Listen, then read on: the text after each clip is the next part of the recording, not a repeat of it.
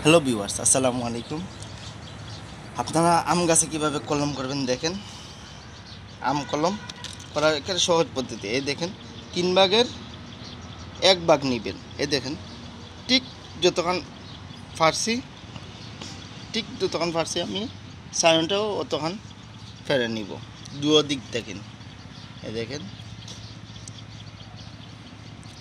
দুও দিক দেখেন ফেরে নিব। যতটুকু ফার্সি ঠিক অতটুকু। এরপরে আপনারা যে কোনো এক সাইড মিলিয়ে দিবেন। সায়নটা যদি বেশ কমও হয়, এ দেখেন এক সাইড বেশ কম, এদিকে দেখেন কমপ্লিট একেবারে লেভেল।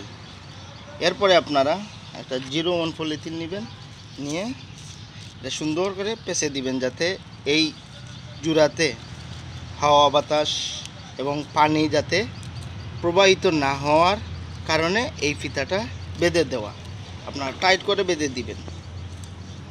একটা জায়গা দরকার পড়লে আপনারা 2-3টা ইউজ করবেন, যাতে এই পানিটা যাতে নিষ্কাশন আর পানিটা যাতে না থাকে। এ কারণে একটু ফলো করে করবেন, একটু খেয়ালভাবে। আর এটা সুন্দর করে পেঁচে দিবেন, এবং কি এই করার পরে কাজটা হইব আপনারা একটু লাড়িয়ে দেখবেন যে এটা টাইট আছে কিনা না। এরপরে এই কলমটা দেখবেন আপনাদের 7 দিনের ভিতরে আপনারা এই যে আপনারা একটু দেখেন আপনারা দেখেন এই রকম এই যে কলমটা আছে আপনারা করছি, যে আপনারা দেখেন এটা ফুটা ফুটা ভাব, এটা এরকম দেখবেন 7 দিনে এরকম একটা ড্যাম দিয়ে দিবে। তখন আপনাদের এই কলমটা সাকসেস হয়ে যাবে। আর এই যে গরম আছে, এই গরমে আপনাদের কলম হওয়ার সম্ভাবনা বেশি।